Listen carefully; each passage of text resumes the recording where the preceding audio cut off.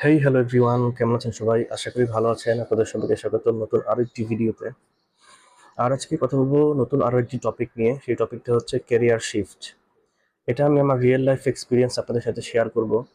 বিষয়টা হচ্ছে, আমি বেসিক্যালি একজন অটোমোবাইল ইঞ্জিনিয়ার। তারপরে বিএসসি করেছি মেকানিক্যালে। আমি যখন অটোমোবাইল ইঞ্জিনিয়ারিং পাশ করেছি তখন আমি একটা জবে জয়েন করেছি। তো সেই জবটা ছিল সেলস অ্যান্ড মার্কেটিংয়ে, কর্পোরেট সেলস। তো সেইটা করে আমি যখন ডিপ্লোমা কমপ্লিট হয়েছে তারপরে 1 বছর গ্যাপ দিয়েছিলাম। তারপরে আমি বিএসসি ইঞ্জিনিয়ারিং করেছি, সেটা 4 বছর প্লাস সময় লাগছে। তো এর মধ্যে আমি আর সেলসের জবটা চেঞ্জ করি নাই। আমি সেই সেলসের জবটা কন্টিনিউ করে গেছি। But after complete my BSc, তো সেটা অলরেডি আমার জবটা 5 বছর ওভার হয়ে গেছে। তো এরপরে আমি আসলে আর অন্য ক্যারিয়ারে শিফট করতে পারিনি। আর আমি যখন বিএসসি কমপ্লিট করেছি তখন 2018 সাল। এরপরে 1-1.5 বছর এভাবেই গেছে। তারপরে চলে আসছে করোনা। করোনার পর তো সারা পৃথিবী জুড়ে একটা প্যান্ডেমিক সিচুয়েশন।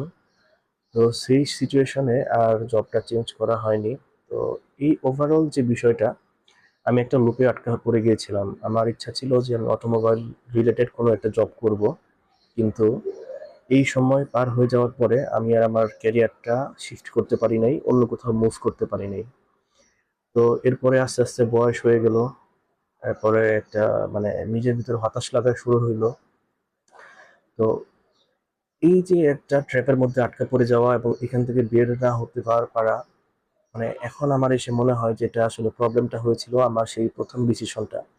আমি যদি সেই সেলস এন্ড মার্কেটিং জবে জয়েন না করে আর কিছুদিন ওয়েট করতাম, আমি যদি আহ, চেষ্টা করতাম কোনো একটা অটোমোবাইল রিলেটেড জবের জন্য, তাহলে আমি ইজিলি হয়তো না পেলেও কিছুটা সময় লাগতো, বাট আমি সেটা পেতে পারতাম।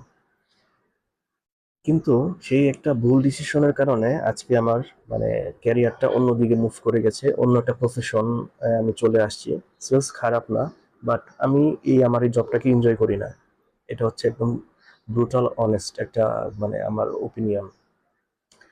তো যেখানে আসলে আপনার কাজ করতে ভালো লাগে না, যে কাজটা আসলে আপনি এনজয় করেন না, সেই কাজটাতে মানে লেগে থাকা দিনের পর দিন বা সেটার উপরে ক্যারিয়ার বিল্ড আপ করা অনিচ্ছা সত্ত্বেও, এটা আসলে আপনার ভিতরে ইচ্ছা করলে ক্যারিয়ার ডেভেলপ করা যায়, ভালো কিছু করা যায়, কোনো কিছু অসম্ভব না। কিন্তু মেন্টাল স্যাটিসফ্যাকশন বা মানে দিন শেষে আপনার যে প্রশান্তির জায়গাটা, সেটা আসলে হয়তো থাকে না। কারণ আপনি যে কাজটা করছেন সেই কাজটা আপনাকে ভিতর থেকে এনজয় করতে হবে। তো আপনি যদি সেটা ভিতর থেকে এনজয় করতে না পারেন, তাহলে আসলে আমার মনে হয় না যে এই জিনিসটা আসলে লং টার্মে বা একটা পর্যায়ে গিয়ে আপনার সেই ভালো লাগাটা থাকবে। তো যারা নতুন জবে জয়েন করছেন বা গ্রাজুয়েশন কমপ্লিট করছেন, চেষ্টা করবেন আপনাদের রিলেটেড ফিল্ডে চেষ্টা করার জন্য। হয়তো একটু দেরি হবে, একটু ম্যানেজ করে নেবেন, তাহলে আসলে আশা করি যে ভালো হবে। দেখা হবে পরে কোনো ভিডিওতে। সে পর্যন্ত ভালো থাকবেন।